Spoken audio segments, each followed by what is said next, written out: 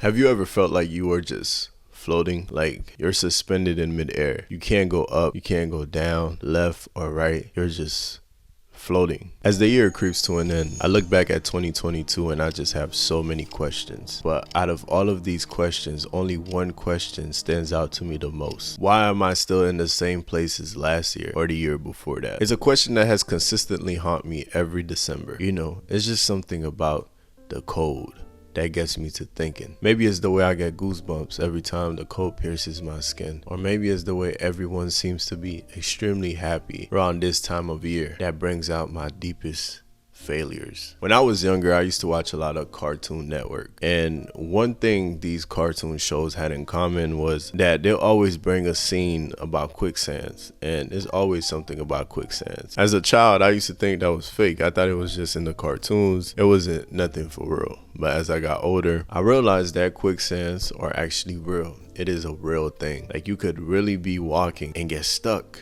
in a quicksand. But now it seems like there's another quicksand. And that quicksand doesn't only exist in the physical world. It also exists in your brain, your mindset. But I can't really blame anyone for feeling that way. Can't really blame anyone for feeling like they're stuck and can't go anywhere. Because if you're looking at the world, the way the world is going like today, it has been crazy. Right now we got the war, we had the vid, we had the protests, we had so much going on. Now we have a recession that's looming over us. It's so many things that's coming, so many things that happen, so many things that is happening, so many things that are going to happen. So as of 2022, depression rates has hit an all-time high. Now you would think that it's mostly the grown-ups that are going through this depression phase and are being stuck because they have bills and they have to worry about recession and all that. But it's actually the younger ones. And for me, I think the reason why the younger generation struggles with depression so much is because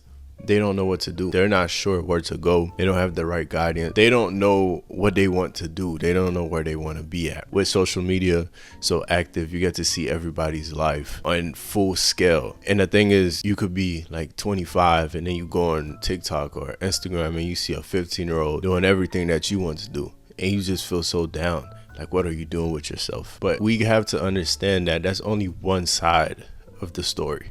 That's all we see. We don't know what it took for them to get there. Some people have rich parents. Some people just have the gift. Some people have been working at this since they were 7 years old, man. Some people have been doing this. But we look at these things and we suddenly get sad. We feel like we're not doing enough. We feel like we're stuck. And I can attest to this because that has happened to me a lot of times. I could just be chilling, minding my own business, and then one day I wake up. I'm no longer on God mode. I no longer feel like I'm in the zone. It's like now I'm all of a sudden just sad. I start thinking like, wow, it's about to be the new year and I'm still in the same place I was last year. Now to combat this, I have came up with 3 solutions to all of my peoples out here that feel like they are just floating. They just don't know where to go or what to do. I've came up with 3 solutions to help you get out of that stage, get out of feeling like you're floating, get out of this quicksand that you're in.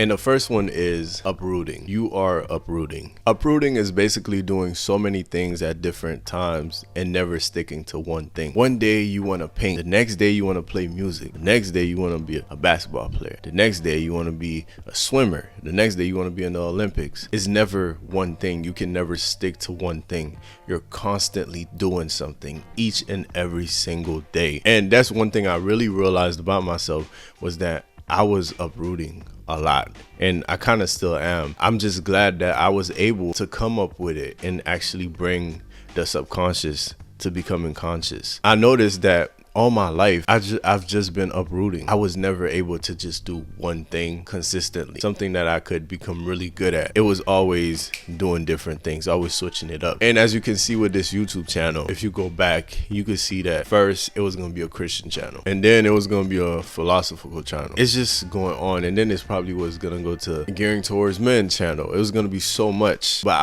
I never stuck with one thing. I'll drop like 2-3 videos, and as soon as I seen that I found something more interesting that I wanted to talk about, I completely disregard those 3 videos. I was never able to build off that success that I found off that first video. I was never able to just keep the momentum going, because I could never make up my mind. My dad always used to tell me that if you never make up your mind, someone else will do it for you. And a lot of us are walking around with unmade up minds. Our minds are not made up. We don't know exactly what we want to stick with. And the crazy thing is, a lot of us have so much talent.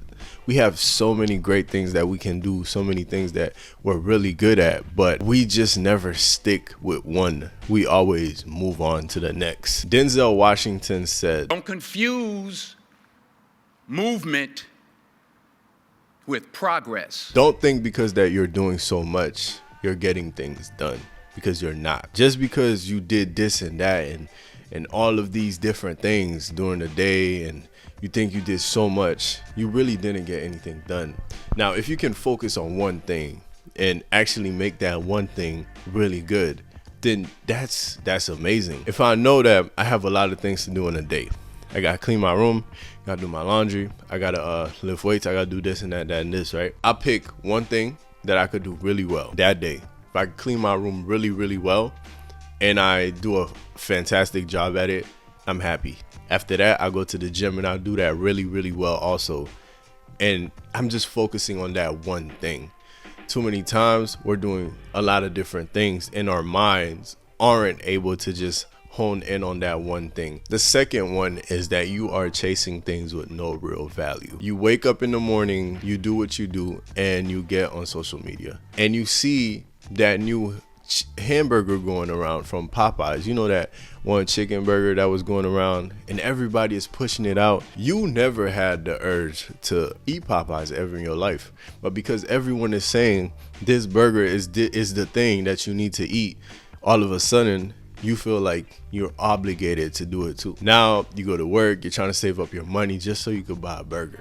When you finally get the burger, you eat it. Yeah, it's cool, but it's not all that. It's not the hype that everyone is making it seem. So now you feel empty because you just did something based on what everybody is putting value on, and you didn't even really want it for real. And that happens a lot of time where we just go ahead and do things simply because someone else puts a value on it. We don't see the value in it, but we just do it because everyone else is saying, yeah, it's valuable, just do it, right? We don't do our own research. We don't think for ourselves. A big thing is that I notice when I'm in those mode where I'm just floating, I don't think for myself. I'm letting other people think for me. I'm just following the crowd. And I know to be a great leader, you must be a great follower. But in order to know when to be a great follower, you have to know when to follow a great leader. Most of us are following the wrong people. We're allowing the wrong people to put things into our head to make us think that we have to do this simply because they put the value on it. And 9 times out of 10, those things aren't going to benefit us in the future at all. At the end of the day, you must ask yourself, what is the end goal? What is the end goal to being there, to doing what this person is telling me to do? What is the end goal? Is it going to benefit them or is it going to benefit me? Humans are very shallow creatures, and we do a lot of things because we know it's going to benefit us in the future. A lot of the time we give a homeless person money because we think that we're going to get good karma back. We do this because we think it's going to help us out later in life. Whenever someone is telling you that, oh, I don't have no ego, I don't have no pride. No, that person's ego resides in telling you that he doesn't have an ego. That ego is always constantly changing. The ego is never in one form. The ego is like water. The ego transforms every single time.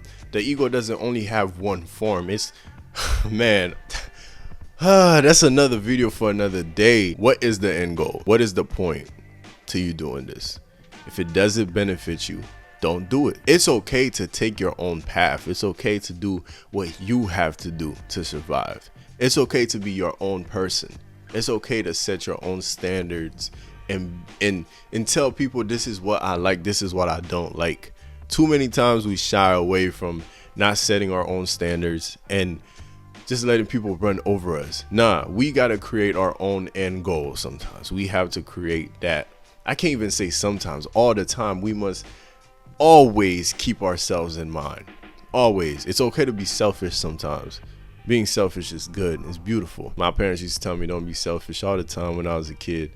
But as I got older, I realized that being selfish is the way to go. Last but not least, you are actually not floating. You're actually right where you need to be, and you do not need to change a thing about yourself. I like to think that most people are hard workers, and most people work really hard on their craft, really hard to get to where they need to be. But those same people will wake up one day and just feel like they're floating and be stuck in the quicksand of life. We do so many things every single day, and we're so focused on the next thing that we forgot about the last thing that we did. Right now, I was never the size that I'm now. You probably can't see it all the way, but I was never the size that I am now. I used to be very skinny. Sometimes I find myself complaining about how I wish I was bigger. I wish I could pass this certain amount of body weight, or I can lift this amount of weight. And I completely forget once upon a time, I wasn't even able to lift this, half of this, a quarter of this. I couldn't even fathom being like this. I couldn't even dream about being who I am now, but here I am. And now I'm complaining about the blessings that I've been asking for. Now I understand that there are different dimensions in life. The first dimension, second, third, fourth, fifth. Everyone have a different stage that they get to in life. And when you're at a certain stage, all you can do is complain about the stage that you're in because you're trying to get to the next stage. I completely understand that. But you must also understand that when you are in that stage, two stages ago, you couldn't even fathom being in that stage where you're at right now. And you have to applaud yourself for that. You have to give yourself a round of applause. Tell yourself that you did great. You did amazing. Give yourself some credit for once. Because the longer we don't give ourselves credit, the more we're gonna be stuck. Imagine putting an ice in a room, right? You leave that ice in that room and it's frozen. It's 0 degrees inside of that room. 1 degree, 2 degrees, and the degrees starts going up slowly. Ever so slowly it goes up. 10 degrees, 12 degrees, 15 degrees, 25, 26. The ice is still cold. The ice is still hard, right? It's still very cold inside of the room. 29 degrees, 30 degrees, 31, and then finally 32. And then that's when the ice starts to melt at 32 degrees. But the crazy part is the ice was on its way to melting before it hit 32 degrees. You just were never able to see that it was going to melt. It was small improvements, small climbs of the temperature that kept going up and up and up, but you never noticed it until it hit 32 degrees. And that is how it is for most of us in life right now. That thing that you're working on, that body that you're trying to build, you're eating healthy, you're doing what you need to do. It feels like it's still cold in that room, don't it? It feels like you're still floating. It feels like you're still in the same place as you were last December. Yeah, it feels just like that. But that's only because you haven't hit 32 degrees yet. Believe me, your degrees are up there, but you just haven't hit 32 degrees. Eventually 32 degrees will come, but that's only if you keep going. That's only if you decide to acknowledge the fact that you have been putting in the work. You have been doing what you need to do in order to get to where you need to go. Keep at it until you reach 32 degrees. Keep at it until whatever that you have been working on starts to work in your favor. Guys, thank you so much for watching this video. It's about to be 2023. I hope you had an amazing year. Let's try and make 2023 a great year. Thank you so much for watching. I appreciate you guys. Y'all have a good day.